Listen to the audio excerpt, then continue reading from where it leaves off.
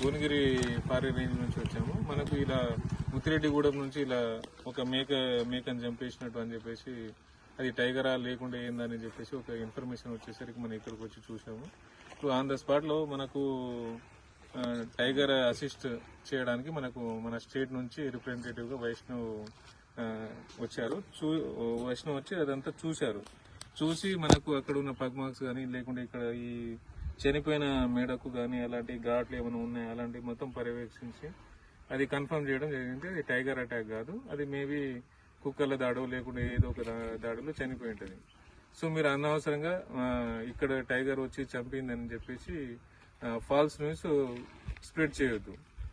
And మనకు మా forest department తరఫున ముత్తిరెడ్డిగూడెం సర్పంచ్ కి plus Panchayat secretary and total villages వాళ్ళకి చెప్పేది ఏంటంటే, మనము ఆ టైగర్ అనేది అంత ఈజీగా మనం దాన్ని పట్టుకోలేము.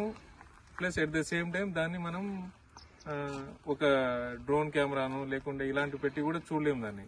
అది వన్స్ డిస్టర్బ్ అయిపోతే అది ఫెరోసియస్ గా అయ్యి అది ఇష్టం వచ్చినట్లు అటాక్ చేసే ఛాన్సెస్ ఉంటాయి. కాబట్టి తను ఒక కూల్ ఎన్వైరన్మెంట్ లో అది నడుస్తూ ఉంది. అండ్ మనకు అది ఇక్కడే ఉంటది అని చెప్పేసి కూడా చెప్పలేము. అది ముందుకు వెళ్ళిపోయి ఈ విలేజ్ కాకపోతే వేరే మంచి మనకు రాచకొండ ఫారెస్ట్ లేకుంటే మనకు అమ్రాబాద్ టైగర్ రిజర్వ్ సైడ్ అలా వెళ్లే ఛాన్సెస్ ఉన్నాయి. కాబట్టి మీరు ఎవరు ప్యానిక్ కావద్దు, మనుషుల పైన అటాక్ చేయదు. అది మనకు అది 4-5 months నుంచి మనకు వైష్ణవ్ దాన్ని ట్రాక్ చేస్తూనే ఉన్నారు, మనకు తిప్పేశ్వర్ నుంచి ఇక్కడ వరకు. సో మీరు ఎలాంటి ప్యానిక్ కావద్దు. ఎట్ ద సేమ్ టైం మనకు ఈ కరెంట్ షాట్లు ఇలాంటి సోలార్ పెట్టే వాళ్ళు కూడా మీరు ఇలాంటి కరెంట్ షాట్లు పెట్టడానికి ట్రై చేయొద్దు.